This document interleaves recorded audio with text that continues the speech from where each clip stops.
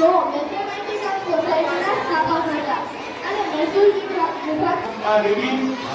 અને દીપ કાવ્ય થયું છે ત્યારે આપણે એમના સાક્ષી બની અને ગુજરાતીઓ આપણી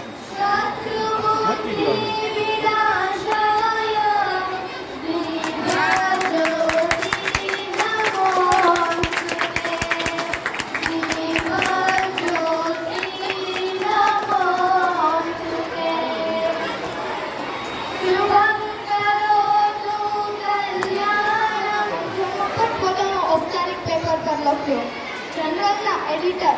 એમ.ટી. નારાયણ અયંગરે નોંધ્યું હતું કે શ્રી રામાનુજનની પદ્ધતિઓ અને રજૂઆત ક્ષુલ્લક હતી અને તેમાં ચોકસાઈ અને સ્પષ્ટતાનો અભાવ હતો. એક સામાન્ય વ્યક્તિ ભાગ્યે જ કર્યા હતા. રામાનુજન સંશોધકો હજુ પણ તેમની નોંધપાત્ર ગાણિતિક પ્રતિભાનું કારણ શું છે તે શોધવાનો પ્રયાસ કરી રહ્યા છે. 1954 અને આ દુનિયા છોડી દીધી. હાર્ડીના શબ્દોમાં કહીએ કે તેના જીવનમાં આ બધી પ્રકારની થિયરીઓ અગાઉ ક્યારેય જોઈ ન હતી. તેમના મૃત્યુપત્રમાં એવું લખવામાં આવ્યું કે આ પ્રયત્નોને યાદ કરવા માટે તેમના જન્મદિવસ હતી કે 2012ને રાષ્ટ્રીય ગણિત વર્ષ તરીકે ઉજવવામાં આવશે.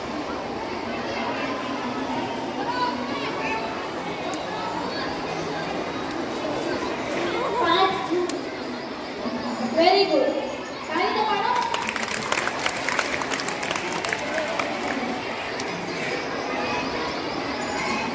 हम सबको रचनात्मक बनाया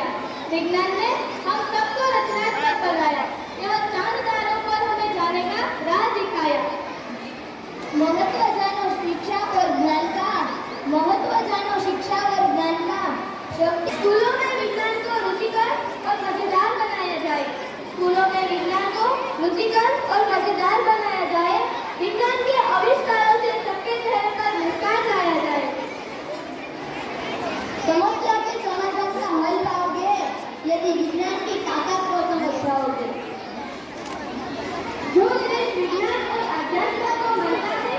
जो देश विज्ञान और अध्यात्म को मानता है वो सही दिशा में तरक्की करना जानता है ए मानव तेरे मस्तिष्क में जब तक कोई पाप नहीं रहेगा ए मानव तेरे मस्तिष्क में जब तक कोई पाप नहीं होगा विज्ञान वरदान रहेगा तब तक कभी श्राप नहीं होगा विज्ञान से हम सबका जीवन आसान विज्ञान से કદાચ નહીં ખબર હોય આપણા પૂર્વ વડાપ્રધાનની અટલ બિહારી વાજપેયીજી આપણે વચ્ચે રહ્યા નથી પણ એને માટે કે આ ત્રણ પાત્રો એવા છે કે જેના કારણે દેશે તમામ ક્ષેત્રોની અંદર પ્રગતિ કરી છે. જય જવાન જય કિસાન ને જય વિજ્ઞાન.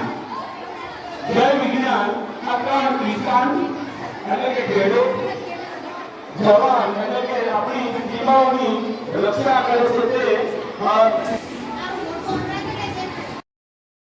આ રીતે આપણી શાળાની અંદર રાષ્ટ્રીય વિજ્ઞાન દિવસની ઉજવણી કરવામાં આવી અને તમામ વિદ્યાર્થીઓએ ધોરણ 5 થી 8ના વિદ્યાર્થીઓએ પોતપોતાના વર્ગની અંદર શિક્ષકોના માર્ગદર્શન નીચે વિજ્ઞાનના પ્રયોગો બનાવેલા અને એમનું નિદર્શન અને સંપૂર્ણ કાર્યક્રમ આ રીતે શાળાની અંદર યોજવામાં આવ્યો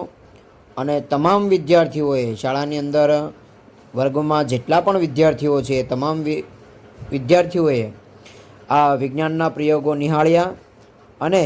અવનવું જાણવાનું મળ્યું. સાથે સાથે ક્વિઝ સ્પર્ધા અને વક્તવ્યની પણ રજૂઆત કરવામાં આવી અને એમની અંદર પણ ધોરણ 5 થી 8ના બાળકોએ ભાગ લઈ આ કાર્યક્રમને ખૂબ જ ઉત્સાહપૂર્વક માણ્યો. બહારથી આવેલા મહેમાનોએ પણ આમની અંદર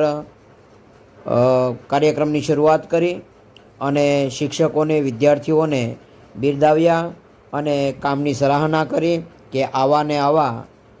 સારા કાર્યો શાળાની અંદર ઉજવાતા રહે અને વિદ્યાર્થીઓની અંદર પ્રોત્સાહનરૂપ માર્ગદર્શન મળતું રહે અને વિદ્યાર્થીઓ જુદા જુદા ક્ષેત્રની અંદર નિપુણ બને તેવા માર્ગદર્શન સાથે આ કાર્યક્રમને પૂર્ણાહુતિ કરવામાં આવી. Thank you.